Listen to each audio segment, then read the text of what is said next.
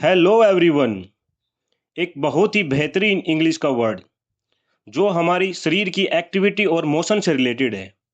Shrug, SHRUG, एक verb जिसका मतलब है किसी चीज को उठाना और फिर छोड़ देना, टू रेज एंड कॉन्ट्रैक्ट। आप लोगों ने देखा होगा हमारी डेली लाइफ में इस एक्टिविटी को हम इंटेंशनली और अनइंटेंशनली करते हैं।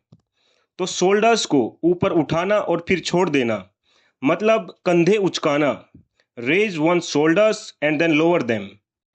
ए नॉन वर्बल जेस्चर, बिन कहा इशारा। मेनली 3 कारणों से ये हम करते हैं। पहला, जब आप डाउट में हो, लाइक यू डोंट नो, आपने मुंह से कुछ नहीं बोला लेकिन सामने वाले को बता दिया कि आपको भी नहीं पता, आप भी डाउट में हो, कुछ इस तरह। For example, in reply to their question she just shrugged, इसका मतलब है उसको भी नहीं पता और डाउट में है। दूसरा, जब आप कुछ इग्नोर मारना चाहते हो, लाइक यू डोंट केयर, मतलब आपको कोई फर्क नहीं पड़ता। लास्ट एग्जाम्पल में हमने देखा उसको डाउट है, लेकिन केस ये भी हो सकता है वो इग्नोर करना चाहती हो, जैसे उसके लिए इसका कोई मतलब नहीं है।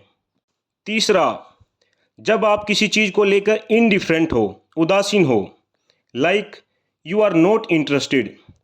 उसी प्रीवियस एग्जाम्पल में उनके क्वेश्चन का जवाब उसने इस जेस्चर या फिर बॉडी एक्टिविटी से दिया, तो इसके तीनों मतलब हो सकते हैं। फर्स्ट, डाउट और uncertainty. Second, ignorance. And third, indifference. इसी वर्ड श्रग से एक फ्रेज बनता है, श्रग ऑफ, किसी चीज़ को झाड़ देना, हटा देना, छोटा कर देना इग्नोर मार के, जैसे आपको उससे कोई फर्क नहीं पड़ता, आपको उसको भाव ही नहीं दे रहे हो। इन इंग्लिश, नेग्लेक्ट, इग्नोर और to give no importance.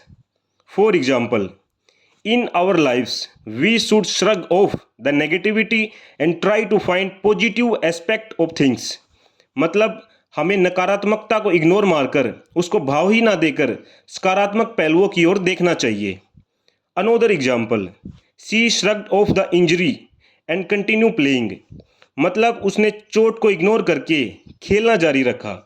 Also sometimes you should shrug off the criticism you receive and continue your hard work. इसका एक और क्लोथिंग रिलेटेड मीनिंग है, ए शॉर्ट कार्डिगन फॉर वुमेन, औरतों का एक प्रकार का पहनने का वस्त्र।